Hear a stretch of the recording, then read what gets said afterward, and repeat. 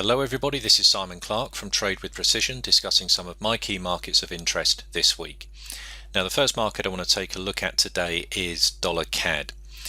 Now we've recently had the Governor of the Bank of Canada discussing the Canadian economy and actually mentioning that there would be some kind of monetary stimulus required in order to be able to push the Canadian economy along.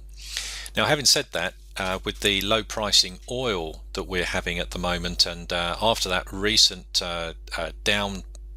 decline in oil prices, we can expect really this to weigh on the Canadian dollar as well. And sort of fundamentally that means that we're looking for more of a sort of a short term to medium term sort of bearish sentiment on the Canadian dollar. So let's come and take a look at the market here from a technical perspective and see how that sort of filters in here and what sort of opportunities we can see. First of all, here on the monthly chart, we can see that the market's been in a very, very nice strong uptrend. We've had a nice big move up here, and all we've got here is a nice sort of pullback in the market, and you'll see that there's a couple of levels here where the market's just actually sort of pulled back into the zone and now is sort of compressing up against that zone and starting to look really quite bullish. If we come and take a look at the same levels here on the weekly chart, and I just want to open these up again, from a technical perspective, things looking extremely nice here from a technical perspective on the weekly chart. Markets come back into this lower level, tested this. We've now got this sort of higher level up here. It's around 1.3200, let's sort of call it, where we've had previous support and resistance many times before, and sort of since the low we've now had consistent higher lows as the price is now sort of compressing up against this a higher level. Now the price action is demonstrating strength at the moment because we've also got convergence with the indicators. So using this technique, we can still see that there is strong momentum in the market pushing price up higher. So from the technical perspective here on the weekly chart, things are looking extremely bullish. If we come and take a look at the daily chart though, on the daily chart we can start to see a little bit more detail of this sideways consolidation. We can see that the market's tested this sort of higher level that I've got marked in here a number of times, and it's just sort of hit that level now and it's started to roll over again. So if we think about the sort of fundamentals, think about the sort of price of oil, which is sort of very key to the Canadian dollar, we can see this is having a bit of an impact on the market gaining enough strength to break through this level to the long side. So on a short-term basis, I wouldn't be at all surprised if we get a bit of a pullback here in the markets, but then again a pullback into the moving averages to build up some momentum in order to be able to break through this level is certainly something that I'm keeping a very close eye on. My longer term sort of preference here, my longer term preference is to be bullish on this market, especially if we get a break through this level. So I'm looking for a consolidation up here. I'm looking for a higher compression and then a breakthrough. On the daily chart at the moment, as I say, that's looking sort of very possible at this moment in time, and again it's supported by the price action here on the weekly and monthly charts too. The reason I like this long is if we can get a break through this level, look at the sort of price structure. Where is the where are the sort of target levels that we could be setting? At least we could be looking for a move up towards sort of 1.4 thousand, maybe even higher. There's pretty much sort of clear skies. So it's a lovely chart to trade.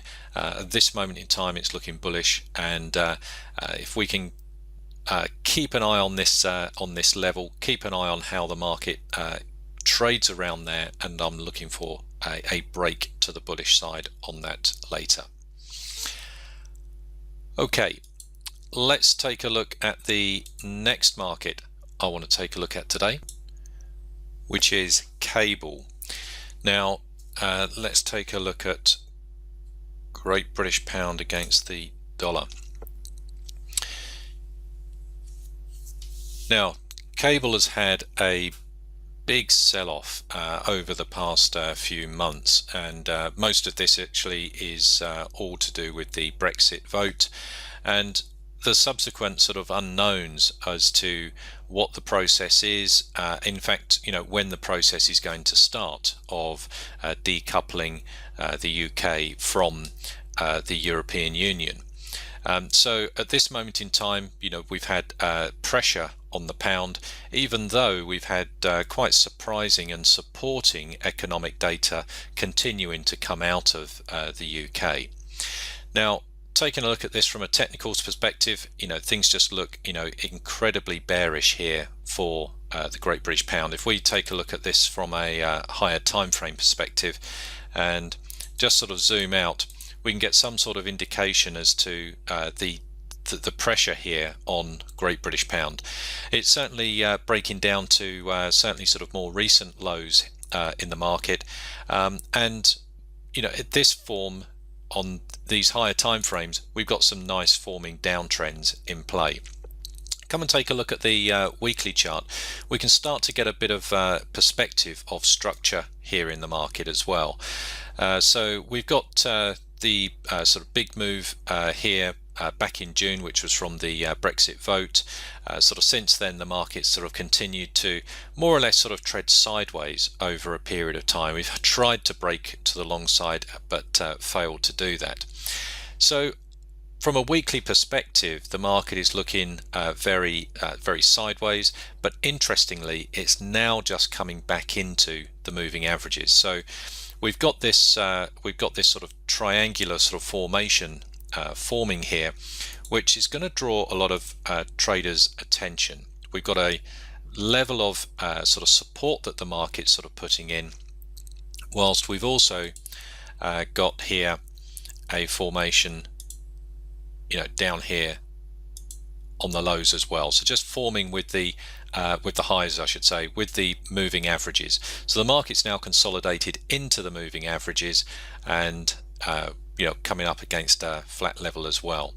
Now, the question is, what's going to happen here with Great British Pound against the US dollar? Is the market going to sort of break the lows here and continue to the downside? It's always very possible, of course. It is in a downtrend, or are we going to continue to get sort of more sideways consolidation? So I'm just going to come down to the daily chart here just to start to see a bit more detail of what we can see. Now we can see that since the market sort of tested 128,000 the first time, we've had sort of continuous sort of bullish momentum in the market forming here. So there's been sort of bullish activity forming here, bullish pressure, but then since that, since the market's reached up to 134, now we've got a sort of intraday downtrend forming here with lower highs and lower lows, and now the indicators are starting to roll over again. So a retest down here towards the sort of level, which is just above that 128,000 level, is going to be a very sort of interesting reaction here with price. We're either going to get a bounce off this level and a retest towards the highs of this consolidation, or we're going to get a break of it. Looking at the strength of momentum here and looking at the fundamental perspective as well, there's not short of bullish news coming out of the UK from a fundamental perspective. So I wouldn't be at all surprised if the market sort of finds support here and continues in this range for a period of time, certainly until we get some sort of clear indication on the process and timing of the Brexit vote, or Brexit process to leave the EU. So there's a couple of markets that I'm keeping a close eye on here over the next sort of couple of weeks. Certainly hope it helps, and look forward to speaking to you next time. Bye for now.